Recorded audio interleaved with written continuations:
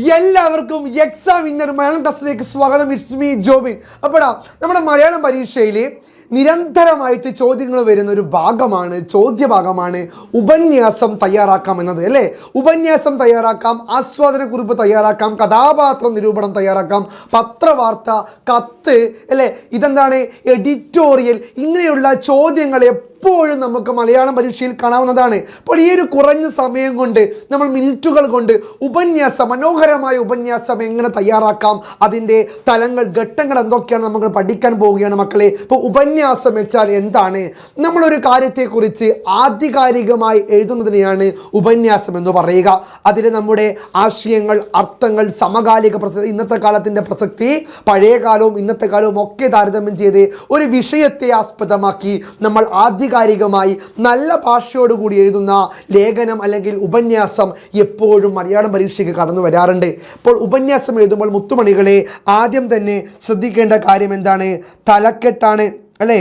തലക്കെട്ട് അത്രമാത്രം ഇമ്പോർട്ടൻ്റ് ആയ കാര്യമാണ്. ഉപന്യാസത്തിൽ തലക്കെട്ടിന് വളരെയധികം പ്രാധാന്യമുണ്ട്. ഒന്നാമത്തെ തലക്കെട്ട്, നിങ്ങൾക്കൊരു വിഷയം കിട്ടിയാൽ, അതായത് സ്ത്രീകൾ നേരിടുന്ന വെല്ലുവിളി എന്നൊരു വിഷയമാണെങ്കിൽ നമുക്ക് എന്തൊക്കെ തലക്കെട്ട് കൊടുക്കാൻ പറ്റുക അല്ലെ? സ്ത്രീകൾ നേരിടുന്ന വെല്ലുവിളിയാണെങ്കിൽ ഒരു തീ അല്ലെ, ഒരു തീ എന്ന് കൊടുക്കാം, ഒരു തീ എന്ന് കൊടുക്കാം അല്ലേ. അത് തലക്കെട്ടാണ്. മുന്നോട്ട് ഒരു തലക്കെട്ട് കൊടുക്കാം. അത്തരത്തിൽ പ്രകൃതി ചൂഷണത്തിനെതിരായുള്ള എന്ന വിഷയത്തിൽ ഉപന്യാസം തയ്യാറാക്കുക.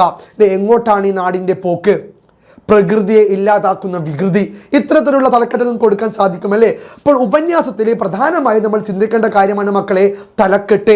തലക്കെട്ട് കൊടുക്കാതെ ഒരു ഉപന്യാസത്തിലൂടെ നമുക്ക് കടന്നു പോകാൻ സാധിക്കില്ല. രണ്ടാമത്തേതാണ് മക്കളെ വരിക ആമുഖം അല്ലേ. ആമുഖത്തിന് വളരെ വലിയ പ്രാധാന്യമുണ്ട്. ആമുഖം, ഇൻട്രൊഡക്ഷൻ വേണം. ഒരു ഉപന്യാസം ചോദ്യം കിട്ടിയാൽ ആ ഉപന്യാസവുമായി ബന്ധപ്പെട്ടുകൊണ്ട് ഒരു ഇൻട്രോ വേണം, ഒരു ആമുഖത്തിൻ്റെ തുടക്കം, അതായത് ആ വിഷയവുമായി ബന്ധപ്പെട്ടുകൊണ്ട് ഒരു തുടക്കം വേണം.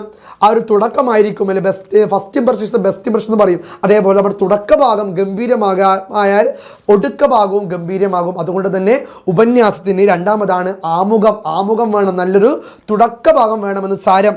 പിന്നെ എന്താണ് പറയുക, മൂന്നാമത്തെ പോയിന്റ് എന്താണ് മക്കളെ? ശരീരഘടന. അതായത് ശരീരഘടന. ഈ ശരീരഘടന എന്ന് പറയുന്നത് ഇതിലാണ് മെയിൻ പോയിന്റ്.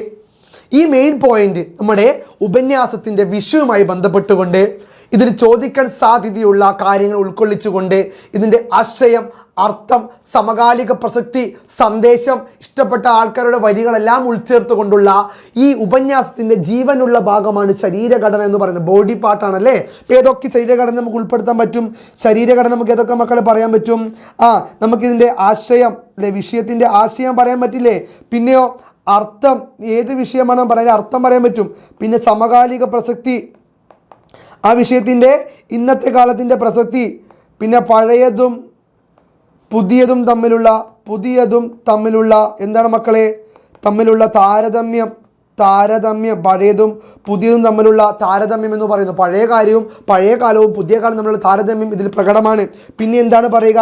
സന്ദേശം. എന്തെങ്കിലും സന്ദേശമുണ്ടോ അത് ഉൾക്കൊള്ളിച്ച് വേണം എഴുതാൻ. പിന്നെയോ ഇഷ്ടപ്പെട്ട ആൾക്കാരുടെ വരികൾ വേണം, കോട്സ് വേണം അല്ലേ. ഗാന്ധിജിയുടെയോ അംബേദ്കറുടെയോ നെഹ്റുവിൻ്റെയോ വിൻസ്റ്റൺ ചർച്ചിലിൻ്റെയോ ആരുടെയും ആയിക്കോട്ടെ, കവികളുടെയോ എഴുത്തുകാരുടെയോ എന്തുമായിക്കോട്ടെ, വിഷയത്തിന് അനുസൃതമായിട്ട് വരികൾ, കവിതാ വരികളോ അല്ലെങ്കിൽ സിനിമ പാട്ടുകളോ, പ്രിയപ്പെട്ട അല്ലെങ്കിൽ പ്രശസ്തരായ വ്യക്തികളുടെ വചനങ്ങൾ എന്തുമായിക്കോട്ടെ, ആ ഒരു കോട്ട് എഴുതിയാൽ, ഒരു ഇൻവേർട്ടഡ് കോമയിൽ ആ ഒരു കോട്ടൊക്കെ എഴുതിയാൽ നല്ല മാർക്ക് കിട്ടാൻ സാധ്യതയുണ്ട്.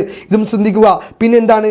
നിങ്ങളുടേതായ അഭിപ്രായം അല്ലേ, നിങ്ങളുടേതായ അഭിപ്രായം കൂടി എഴുതി വെക്കണം. കാരണം നിങ്ങൾക്ക് ആ ടോപ്പിക്കുമായി ബന്ധപ്പെട്ട്, ആ വിഷയവുമായി ബന്ധപ്പെട്ട് നിങ്ങൾക്ക് എന്താണോ പറയാനുള്ളത് ആ കാര്യവും നിങ്ങൾ ഉപന്യാസം സെറ്റായി വെക്കണം കേട്ടോ. ഏതിൽ? നമ്മുടെ ശരീരഘടനയിൽ. പിന്നെന്താണ്? ഇവിടെയാണ് നമ്മുടെ ഉപന്യാസത്തിൻ്റെ യഥാർത്ഥമായ മർമ്മമായ ഭാഗം. പിന്നെന്താണ് മക്കളെ? പാരഗ്രാഫ് അല്ലേ.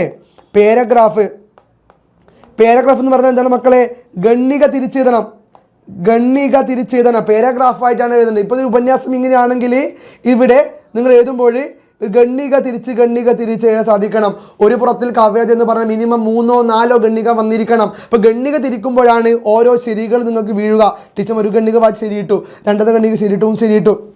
അപ്പോൾ ശരികൾ കൂടുതൽ വാങ്ങാൻ പറ്റിയ ഭാഗമാണ് ഗണ്ണിക തിരിച്ചെഴുതുക. പാരഗ്രാഫ് എഴുതിയാൽ ഉപന്യാസത്തിന് കാണാൻ നല്ല ഭംഗിയും ഉണ്ടാകും, മാർക്കും കിട്ടും, ഒരു ആകർഷണവും ഉണ്ടാകും. അത് ശ്രദ്ധിക്കുക. പിന്നെയുള്ളതാണ് അവസാനത്തതാണ് എന്ത്? ഉപസംഹാരം അല്ലേ. കൺക്ലൂഷൻ എന്ന് പറയും.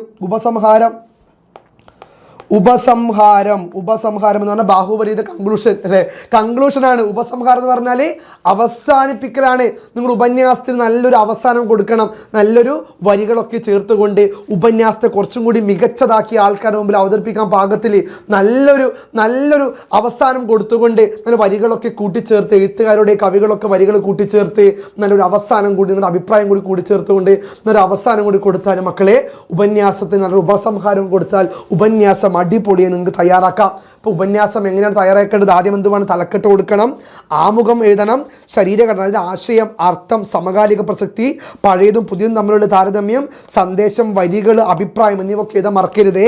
പിന്നെ പാരഗ്രാഫ് ആക്കി തിരിച്ചിരിക്കുക, അത് ഇമ്പോർട്ടൻ്റ് കാര്യമാണ്. പിന്നെ ഉപസംഹാരം അവസാനിക്കുമ്പോൾ നിങ്ങൾക്ക് ഇഷ്ടമുള്ള കാര്യങ്ങളൊക്കെ എഴുതിക്കൊണ്ട് ഒരു നിഗമനവും നിങ്ങളുടെ അഭിപ്രായം എഴുതിക്കൊണ്ട് മനോഹരമായ ഭാഷയിൽ നിങ്ങളെന്ത് വേണം? ഉപസംഹാരവും കൊടുത്ത് ഉപന്യാസം അവസാനിപ്പിക്കാം. ഈ കാര്യങ്ങളൊക്കെ ശ്രദ്ധിച്ച എൻ്റെ മക്കൾക്ക് ഉസാർക്ക് മുന്തിരിങ്ങ, ഉസാർക്ക് നാരങ്ങ, നല്ലൊരു ഉപന്യാസം എഴുതാൻ സാധിക്കും, നല്ല മാർക്കും വാങ്ങാൻ സാധിക്കും. It's me Jobin from examiner. By.